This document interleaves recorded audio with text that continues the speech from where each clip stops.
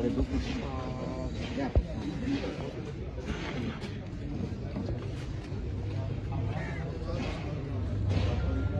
बिस्मिल्लाहिर्रहमानिर्रहीम। सब तो पहले देखने वाले सारे दोस्तों पे अपना अस्सलाम वालेकुम।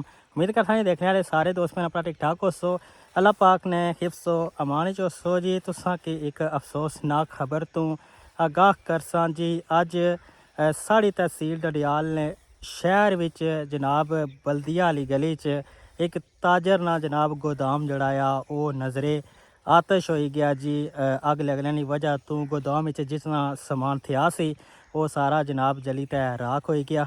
बाकी मैं काफ़ी ज़्यादा बिजी सा, मैं खुद तै ना जाई सकिया जी। सारे यूट्यूबर पाइए जनाब वसीम लियाकत साहब वो जनाब मौके पर पहुँचे से उस जगह ने जेह्ड़े कोई मनाजर है वो तुसां कि असां दस्सां जी। काफ़ी ज़्यादा उस ताजर भाई ना नुकसान होया जी। तुसां बाकी खुद वीडियो च मुलाहिजा करी कि नहीं आए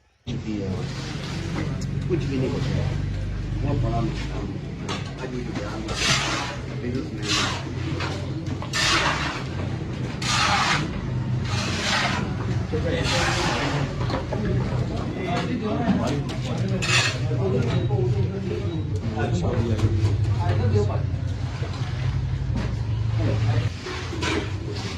काफ़ी नुकसान हो गया दरियाल भी आग लगी है किसी को।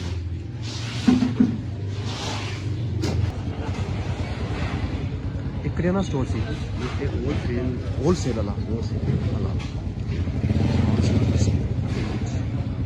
तो लाल गौरी साहब पहुंची है। सब क्या हाल है? शुक्र ठीक है, अल्लाह का शुक्र। बस भाई नाम तक डुडियाल ना एक और खतरनाक किस्म ना और गरीब आदमी जिस बिजनेस इन्वेस्ट की होलसेल की दुकान से सही है।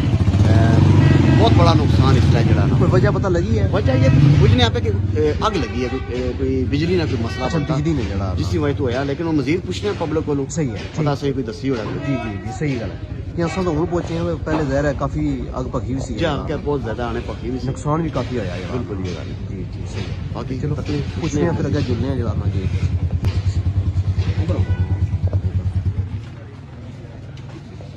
दसो कि किस तरह वाकया होया, कुछ नहीं पता होया है। ये जनाब दुकान बंद सी ते साकड़ सड़ी है तो उसकी वजह तो दुकान को अग लग गई। समरोटे के रिहायशी सी तो काफ़ी नुकसान होया जी। समरोटे ने सन इत्थे होलसेल की दुकान इन्हां दी होलसेल की दुकान सी, काफ़ी पुरानी दुकान सी, काफ़ी बहुत बड़ा स्टोर सी। ते राती साकड़ सड़न दे नाल अग लग गई ते सुबह 6 बजे पता चलिया तो यानी कि मुकम्मल तौर पर हर चीज़ जल चुकी है। नहीं बंदे घर स्टोर बंद होया सी, अंदर राती को साकड़ तो अग लगी है उसकी वजह तो यानी कि गौरी साहब असा कि बंदे ही डिस्टर्ब करने बंदे का फिर पता डिस्टर्ब पर्सन ही ना गली है ना। सही गल है, गली है ट्रैफिक भी है। जी चलो कोशिश करने हैं जनाब। जी चेक करो काफ़ी नुकसान हो गया जी। सारे जड़ा ना काफ़ी बड़ा जड़ा ना होलसेल स्टोर से कह सकते हो। ये होलसेल दुकान से पता हर किस्म का सामान होना हर चीज़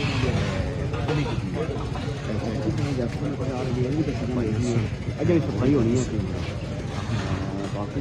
एक पता लगा किस तरह होया मामला? कोई पता नहीं जी। सुबह आया तो आग लगी तो पानी मारिया सुबह ना मौके कितने बजे वाकया? सुबह या सुबह ने काम का रास्ते पड़े ले भी आग लगी है। अच्छा ठीक काफ़ी समान जड़ा कि सारा होलसेल समान सी आग पे काबू पाई जंदा है। लेकिन समान सारा जड़ा अज छोटी सी जुम्मा आ ते जुम्मे के दिन जड़ा ना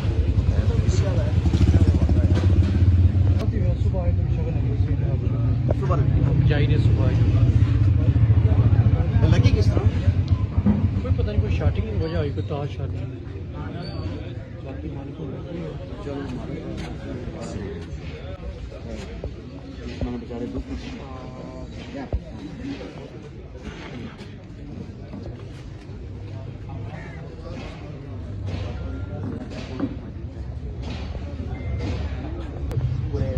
मालक सन नुकसान होया। मैं इन्हों को कुछ पूछ ना सकना क्योंकि इस तरह जो इन्होंने सिचुएशन है हूँ इन्हों को बार बार पूछा कि जनाब क्या होया, क्या मामला होया। तो बड़ा अजीब जहा एक मामला होना पर असा कैस भाई दुआ करी सकने हैं। इस तरह जरा नुकसान होया अल्लाह पाक इस नुकसान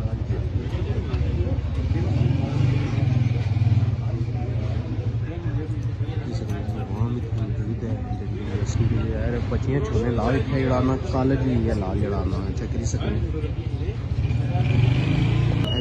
कुछ सब जड़ा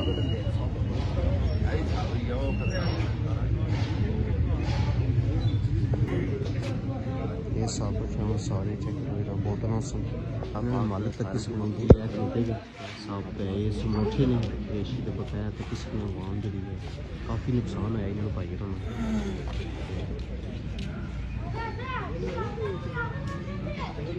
मैं चिट्टा लाना था ना तक किसी ने ये सारा अंदर आग लग खत्म हो गया यार आग की वजह तो सारा जड़ा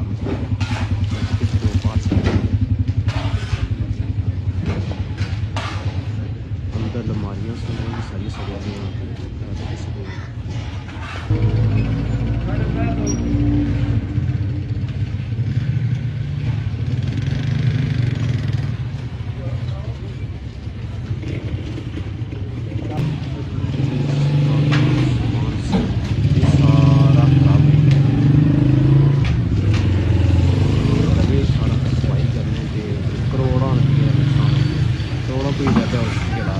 इस महंगाई भी हिसाब लाओ कि कितना सिस्टम सारा जरा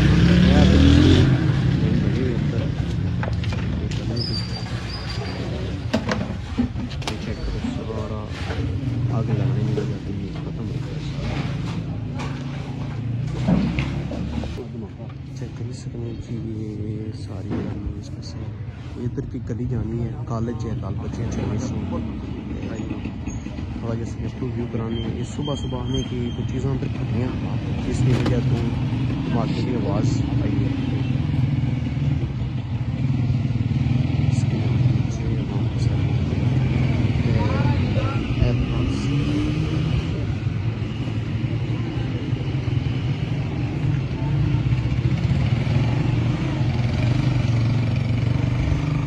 इससे लाल मस्जिद दुकान पार भी ऐसी उधर काफ़ी चेक करो जड़ियाँ अलमारियाँ लगियां उस अंदर इसमें जो गद्दे दी सारियाँ खत्म हो गई इसमें मजीद आवाम मशहूरिया का चेक कर सकते